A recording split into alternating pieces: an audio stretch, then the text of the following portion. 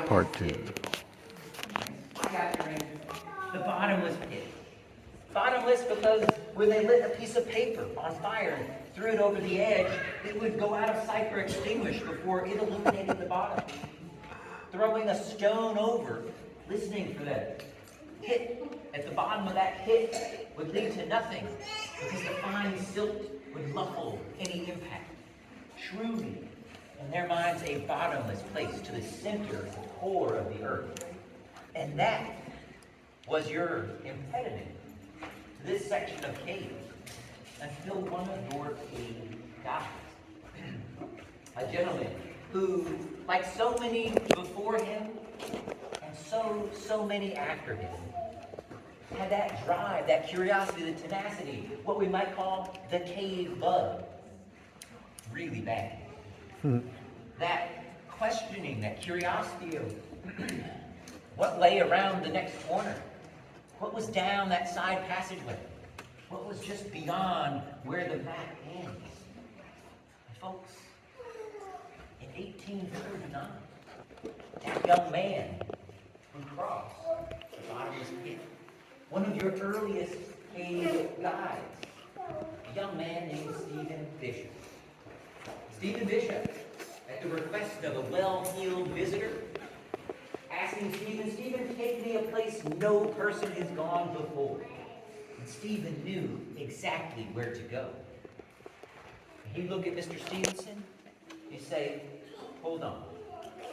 He'd go up to the surface or somewhere else in the cave and grab what was said to be a young cedar tree, laying that over the 40-foot chasm, holding his lantern in his teeth and shimmying across. Wow. He would arrive on the other side. And I imagine the conversation was very brief. He would turn and say, are you coming? And Stephen Bishop became the very first human to lay eye and set foot on this section of Mammoth Cave. Coming to that place he would come to call the Winding Way. That place that was twisting and sinuous, what we call Fat Man's Misery today. When Stephen discovered it, it was choked and filled with sediment. He would crawl on his stomach, pushing his way forward with his feet, bending his lantern over to make sure it fit through that passageway, pushing it in front of him as he went. That would be cleared out. He would emerge into a room called Great Relief Hall, since it was a great relief to stand up again. Coming down here, he would find himself in what they called the River Room, River Hall today. And just down in the depths beyond you, Stephen would discover the rivers that lie at the lowest levels of Mammoth Cave. Bringing the material down here, building a boat, he would cross those waterways, discover those eyeless fish and crayfish, and emerge into an area no one had ever seen before. A place of undescribable beauty. Passageways like this, but looking like a heavy frost was permanently attached to the stone. White glistening minerals like crystals growing from every pore. Strands as fine as a human hair wafting as people walk by. And spires 2 feet long like celery stalks of alabaster white gypsum. Cleveland Avenue. And Stephen would go on to discover more. Not just Stephen, but names like Matt, Nick, and Matterson. All of those names, if you looked close enough, you would see etched onto the cave walls, all contributing to the understanding and the growth of the passages here in a cave called Mammoth, helping to double this place's size in a few short generations. And folks, when you came down into this place, you trusted your guides. There's an inscription not far from here that reads, "In God we trust, in God we trust." Because your guides got you in, and your guides got you out. Made all the more impressive by the fact that every single name of Stephen, Matt, Matterson, and Nick, amongst others lost to history, they're all black enslaved men, forced to lead tours down here in a cave. in a place where you respected your guides. You listened to their every word. You went where they told you to go. The same people who you would pay neither mind nor respect to on the surface. This was their world, folks. Right? These passageways you have walked, especially since you've come here. That is their legacy, folks. It is literally written on the walls in either stone or smoke left behind by those earliest of cave tours. It was Mammoth Cave's darkest pieces of history, and not an easy one to broach, but an important one to understand, because without that history, we wouldn't be sitting here in a place they called River Hall, 310 feet beneath the surface where we started. Folks, beyond the history here, this is a significant moment in your tour. Because right here is a very important feature. Folks, that is the last stair down. That is your first step up, right? Because we're here at the lowest deck. Stephen would initially go this direction, but there was a wall of breakdown he would climb through where these railings and stairs are. And he would eventually come to what he described as one of his greatest discoveries. High praise for a man who would help to double the size of this place. A vertical shaft carved by fast-moving water, 170 feet from bottom to top. Folks, we'll come to Mammoth Dome, and you will ooh and you will ah. And then you will turn around and you will see that fire tower worth of stairs, 155 in number. And your oohs and your ahs will turn a little bit different of a tone. Folks, we got to get up there. That's what I'm trying to say. If life has you in not great stair shape, I have my last piece of advice for you today. An old ranger trick. Should you require at any point, especially on those landings, of those stairs, a moment to catch your breath, folks, you just go like this. Do the Michael Jackson. Anything in that room, somebody's going to stop and take a photo. Right? And you have a couple of seconds to catch your breath. Right? That's an A+ ranger gift for you right here. How do you think we do it, right? Yeah. Don't say we never talked about it. Right? Folks, are you ready to go tackle some of those stairs? Let's go do it. Let's go do it. Let's do it. Onward. Forward.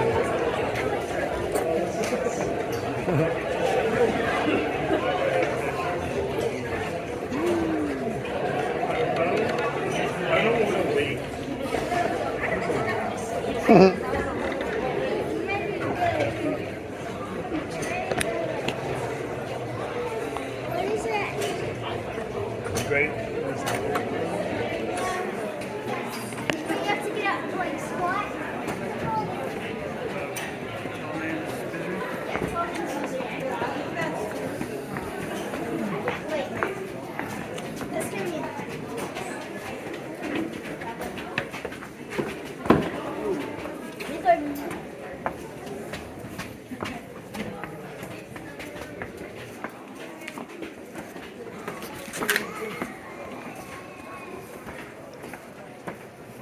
Wow.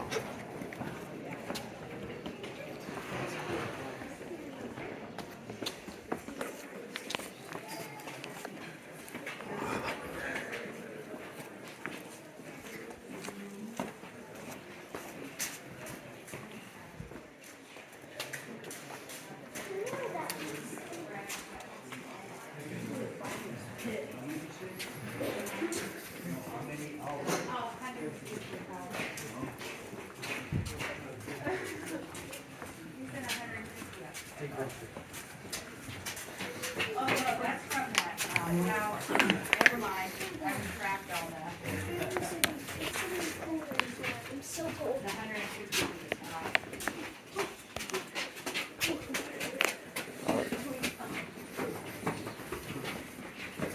No, not when I'm down. Look at this. This is cold. You're not, we just walked up like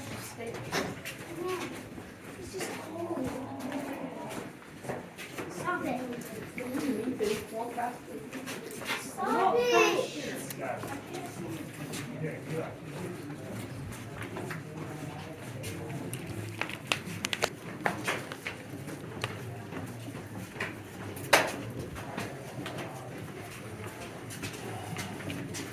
You want to wait for Mom right here? Come on,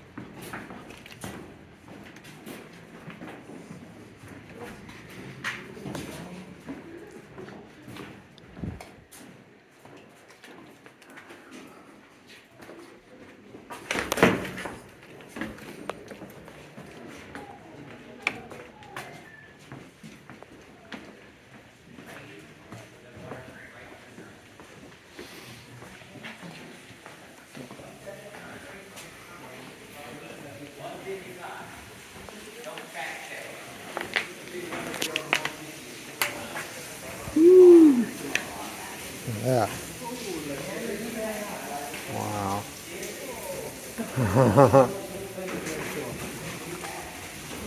Oh boy. Woo. Wow.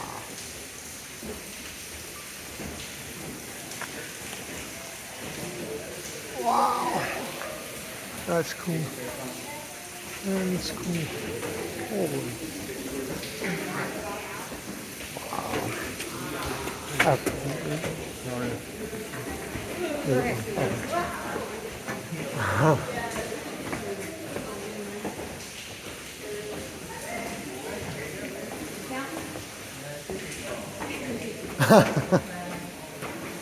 I lost her. Nothing like that.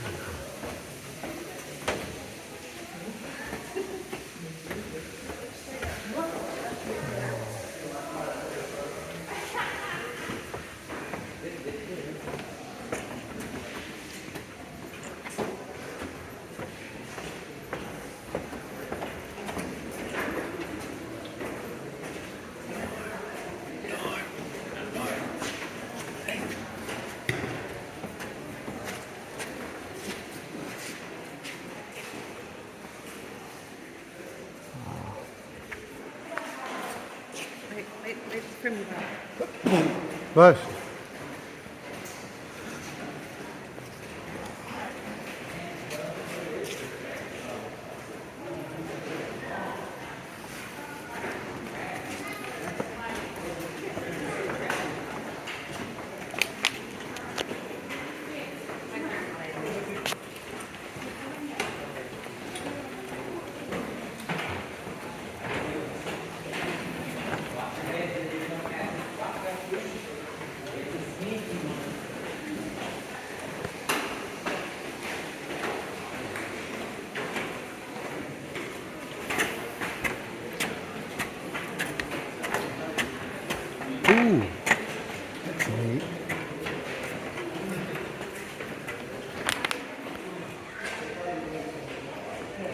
cool.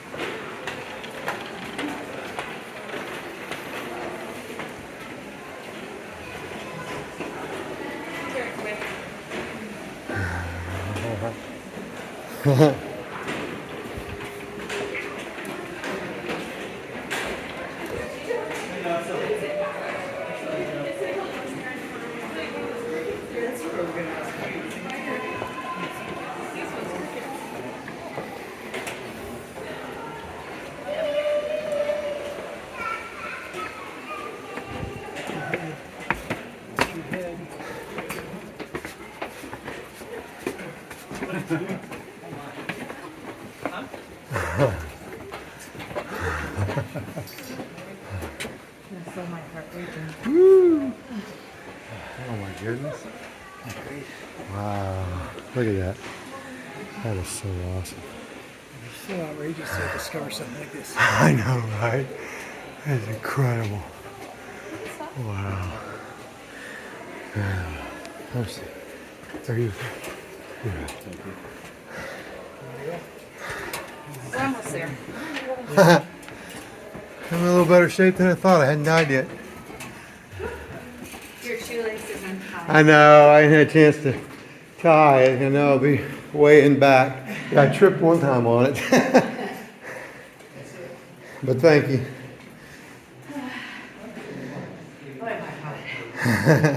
Yeah, people that wore heavy coats, they got to be dying.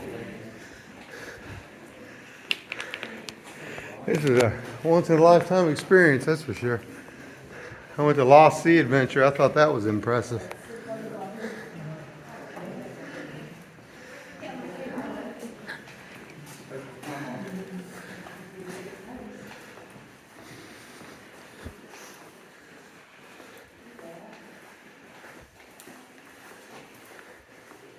We're good now.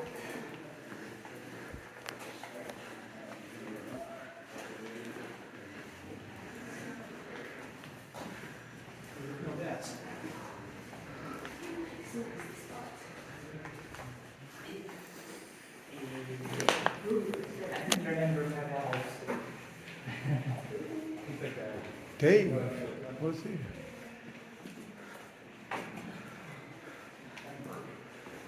Ooh, it's dark here.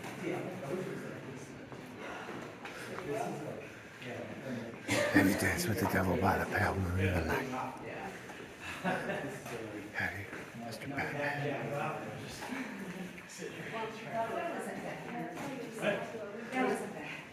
No, it wasn't too bad.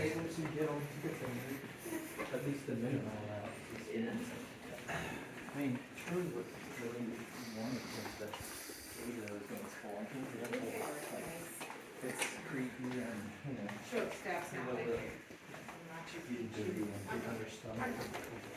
Done like it's cool. It's 23 on it. That's true. Sorry, Yeah. or our height and Knock your head. Knock your head, knock it.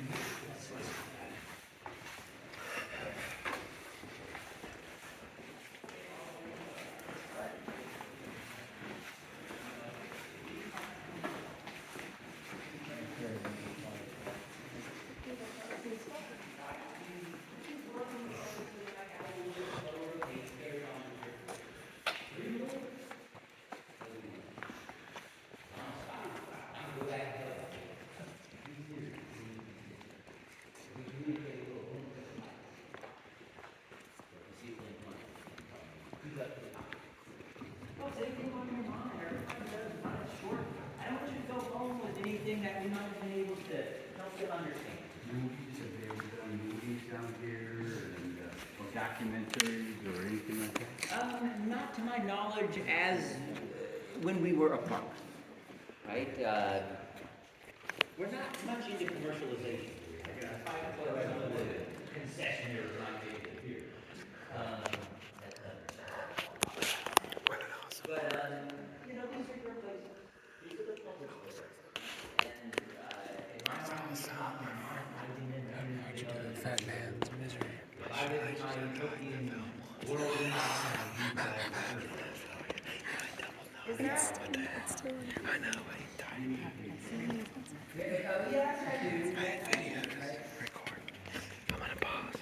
That last stairwell was incredible. One of the coolest things ever, right? Dude, I'm so glad we got to go as a family. It's awesome. It's something we'll never forget. Never forget it. That's why I took the video. Some people never get to come, and I don't know if they've had a video of a walk through the whole thing, but they do now. Somebody just saw that. Reflecting the stillness, the blackness of that sea floor. Have you ever been to a calm, watery area? The sediment of sand on Most of them have died here from lung disease. This is incredible. Absolutely incredible. Pause. Lucky. Okay. Okay. Yeah, I saw it that time. I don't know if the camera picked it up. I sure did. I saw them. Yeah. There's some bats up there. Bats. We're looking at the underside of a layer above us, reflecting, well, how flat that ancient seafloor was. And this ain't flat. There's ones that are billiard tables. Wow. Some people like to say that it's much more recent than the breakdown of the cave, which has taken place over millions of years. They like to say it's as recent as prohibition. Good, prohibition, right? Because in this area of Kentucky, there were a lot of stills, a lot of moonshine.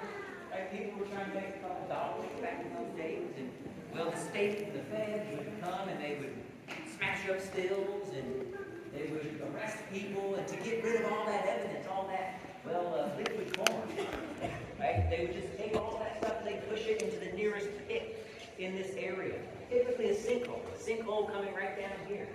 So all that moonshine came down through the cave, and well, folks, it got so plastered it left the flat ceiling. Bad takeover. Wah, wah, wah, wah. Terrible. I haven't even told you any of them. Most of them, and it would crumble in. So we have some places in Mammoth Cave where you can show you those cave formations, speleos in, but Mammoth Cave is distinctive in the fact that it's protected. It's dry, and it's 426 miles of one cave with a roof, rather than no roof, and 426 1 mile long cave.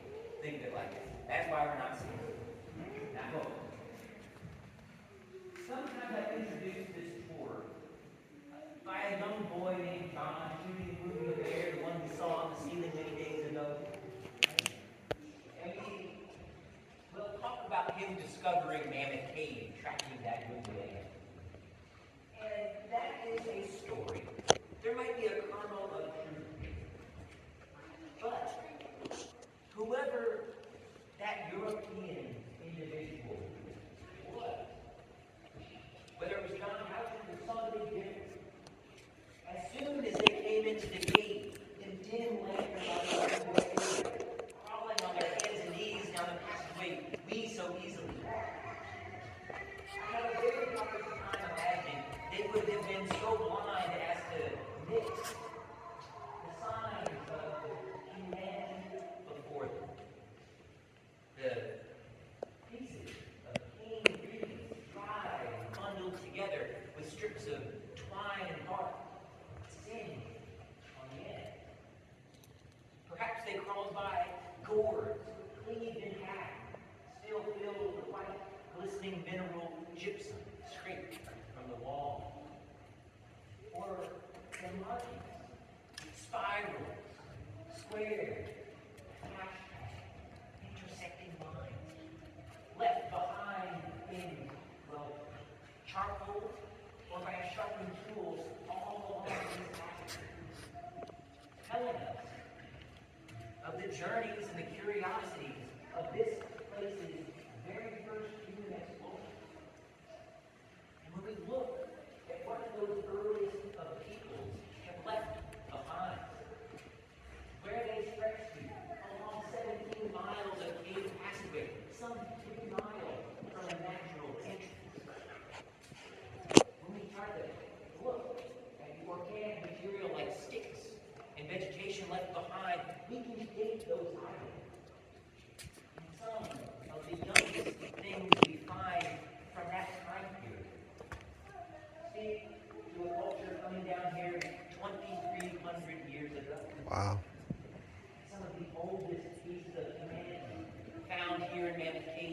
stretches far back as perhaps 5,000 years. Folks, 5,000 years ago, 5 millennia ago, people stood where we stood 2 hours. They felt perhaps that same cool wash of air over them. Perhaps drawn to that spot by that trickle of water after a rainstorm. And compelled with nothing more than a head full of curiosity, a heart full of bravery, and a torch of dedication held aloft. They became the very first humans to set foot down here. And they would continue to do so for millennia to come, removing minerals from the walls, leaving behind a first language etched into stone. And we can tell exactly where they were. We still find that stuff in the cave. We can even tell you that some of those people, whether intentionally or accidentally, came here and never left. We can tell you that we call them the late archaic and early woodlands time people, though that is certainly not their given name. But folks, there's one thing we will never be able to tell you. And that's that question of why. Why would a culture return to this otherworldly place, risk their life in doing so, to collect minerals, to have experiences, to undergo something we may never be able to understand? The mysteries here in the city are vast and many. There are some that will never be able to adequately answer. But there's one thing I am sure of. Whatever it is that those people, those cultures were searching for as they came down here, it was enough to move their life. Because you saw how dark it was in pursuit of what's down here. A mere accident to me, you were stuck here forever. Searching for something truly powerful. Folks, if you peel back the layers of all the stories we've shared together today, you'll find that that same searching is at the core of each and every one. The Secretary Nation, searching for independence and who it was, found it here in the dirt beneath your feet. An ancient river found a way through a rock rather than around or under.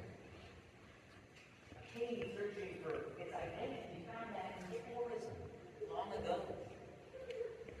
And an enslaved population found a little bit of autonomy and perhaps personhood here in the darkest of this place. Anything and anyone that's ever come down here has been searching for something. And I wager that's as true today as it was 5,000 years ago. Because you're here. Some of you have come from down the road or halfway around the world to be here in your cave today. And just like those earliest people, I don't know why that is. I don't know what you're searching for. You might be here spending time with friends and family, getting to know somebody after a long absence. Perhaps you're here, well, remembering and fulfilling a promise to somebody no longer with us. Or perhaps you're just here to get away from those same friends and family.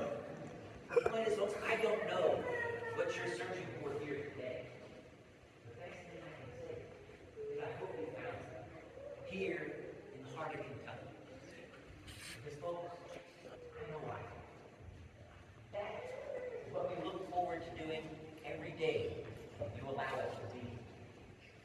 On behalf of both of your cave guides here today, Mammoth National Park and your larger National Park Service, thank you for your time today.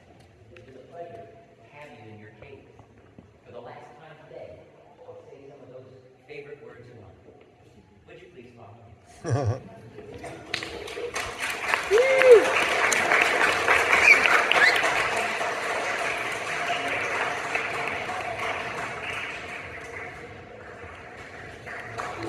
Big old. Here we go. Is it still daylight outside? I don't It's know. a little dark. You did a really good job, though, Well, thank man. Really enjoyed it. It's a little different every time I do it, right? Well, you're not boring. I mean, I know you've done it a million times, but you still tell it with excitement, which is great Thank you. because it's difficult to do, I know. Yeah, there are very few days that I don't look forward to what we do. You did a wonderful job. It's a creative thing, you know. I went to art school. Oh, wow. Part of my life, Cool. and I think this fulfills a desire to kind of be creative because I agree. every group's different. I like to say the building blocks of what we're given. Uh-huh. They're all the same. We have the opportunity to have the same knowledge and do the same research, but the story we build out of those blocks is different between every week, Right. depending on what you want to leave your. Two people looking at a painting, they see totally different things. Absolutely. Don't even get me started on the. What a bunch of hogwash. Do you know the size of the other national park caves, like Carlsbad and Glen Cave? Who? What? Say Yeah, what? that's a roadside. And we are back here where we're back where we started You at, know, folks. they used to be called Carlsbad Caves. Oh yeah. Yeah, they had to be cool. I want to end this I here. don't know. I know Come Wind here. Cave and Jewel Cave It's are awesome. different. I know. Wind Cave and Jewel I'm Cave out. are